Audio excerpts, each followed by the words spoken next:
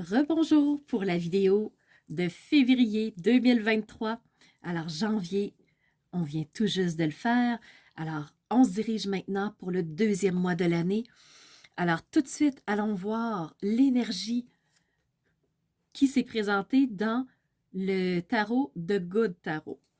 La première carte qui s'est présentée à nous, c'est l'ermite. L'ermite, c'est celui qui est retourné vers soi, qui est retourné en soi, dans sa caverne personnelle. C'est celui qui est allé s'éclairer à l'intérieur. En janvier, on avait le mot éclairer. Et l'ermite, lui, il a décidé de s'éclairer lui-même au lieu d'aller éclairer autour de lui ce que tout le monde décide de faire. Il est allé s'écouter, lui. Il est allé se recentrer. Et si vous remarquez, sur la carte ici de Good Tarot, on a la carte numéro 9. On avait cette carte 9 de sagesse en janvier 2023. Le 9 revient, on nous confirme une fin de cycle. Alors l'ermite, pour clore un chemin, pour vraiment s'aligner sur le nouveau qui lui correspond, il a besoin de s'éclairer, il a besoin de revenir en lui, il a besoin de fermer des portes pour en ouvrir de nouvelles. Pour être capable d'ouvrir cette porte-là, il va avoir besoin d'aller chercher ses ressources pour choisir la bonne clé. Alors, il y en a 3 ici, mais il y en a aussi 2 autres. Hein? Donc, plein de clés s'offrent à lui. Et il aura besoin d'aller retourner en lui pour vraiment aller être à l'écoute de ce qui est important, des ressources en lui, et il va être capable de choisir ensuite la bonne carte. Alors, on a cette carte de l'ermite qui nous amène en soi, en février, ce mois le plus court de l'année pour nous au Québec. Février à 28 jours, j'imagine que dans vos pays aussi, c'est un mois très très court, mais qui va être intense, qui va être vraiment retour à l'intérieur de soi. Donc, février nous invite à s'intérioriser, à revenir dans notre caverne, à éclairer à l'intérieur ce qui est vraiment important. Pourquoi? Parce que le monde va faire face à, je vais vous la présenter plus proche, à l'adversité. Donc, l'adversité, c'est faire face à ce qui se trouve à l'extérieur de soi, à tous les imprévus qui vont avoir lieu sur le chemin, qui sont annoncés pour janvier 2023. Alors, février va encore être dans le remous. Et c'est pas juste l'adversité, c'est adversaire. Alors, qu'est-ce qui se trouve face à moi? Qu'est-ce qui me provoque? Qu'est-ce qui m'amène dans mes retranchements, comme l'ermite ici? Alors, pour février, il va y avoir vraiment des énergies négatives à l'extérieur. Et si on porte notre regard à ce qui se trouve tout autour de soi, on va perdre notre focus, on va perdre notre force, on va perdre notre éclairage personnel, propre, notre force intérieure. Alors, c'est très clair pour 2023 que c'est l'ermite qui nous ramène vers l'intérieur. Alors, tout paraît pire que ça peut être, mais si on revient en soi, si on revient à l'intérieur, si on reconnaît qu'avec nos forces, qu'on est bien avec ça et qu'on accepte les forces que l'on a, on va être capable de faire face à cet adversaire qui se présente en février 2023. L'adversaire, c'est pas nécessairement quelque chose d'extérieur. Ça peut aussi être les tiraillements intérieurs. Alors, tout n'est pas parfait. Il y a des zones d'ombre à l'intérieur de chacun. Alors, est-ce que cet adversaire va être des zones d'ombre? Alors, comment on va faire pour dépasser ces zones d'ombre-là pour aller trouver nos clés?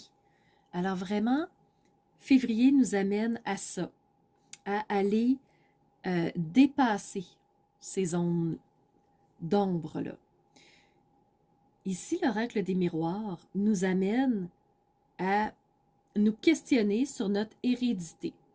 L'hérédité, c'est tout ce qui a été acquis, soit dans notre famille, soit par rapport à notre éducation. L'éducation, on parle aussi de tout ce qui nous a formés à l'école. Alors, qu'est-ce qui a été hérité de nos générations passées? Qu'est-ce qui a été hérité de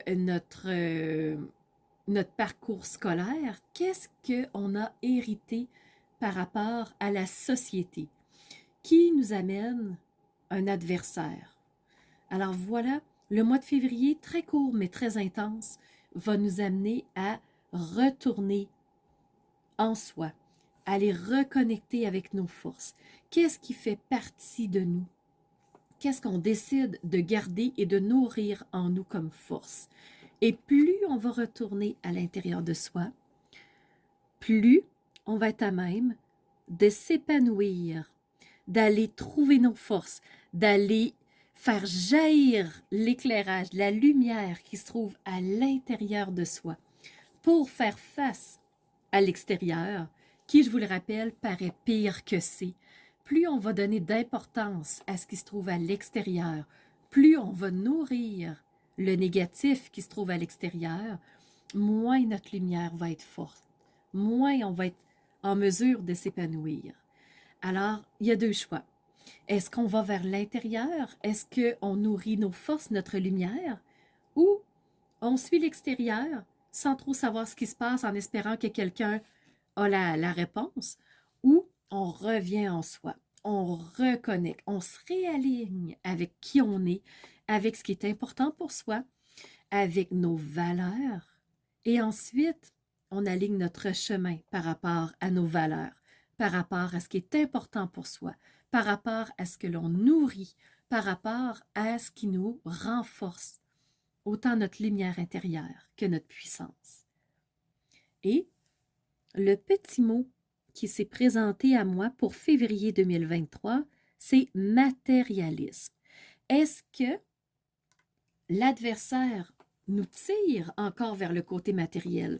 Est-ce que tout ce qu'on a hérité de l'extérieur nous amène vers le matériel? Alors vraiment, février, pour moi, c'est très clair. Je pourrais même le mettre comme ça, en deux chemins. Est-ce qu'on va être attiré vers notre côté matérialiste, à vouloir nourrir plus, avoir plus d'objets, plus de nourriture, plus d'argent, plus de possessions, ou on va plutôt décider d'aller éclairer ce qui nous nourrit intérieurement. Et ce qui nous nourrit, c'est pas le côté matériel nécessairement. Ce qui nous nourrit, c'est quelque chose qu'on ne peut perdre.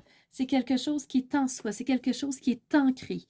Alors, quel choix on va faire pour 2023? Le choix nous appartient pour février 2023. Alors voilà, c'était les énergies qui se sont présentées à moi. On poursuit pour mars 2023.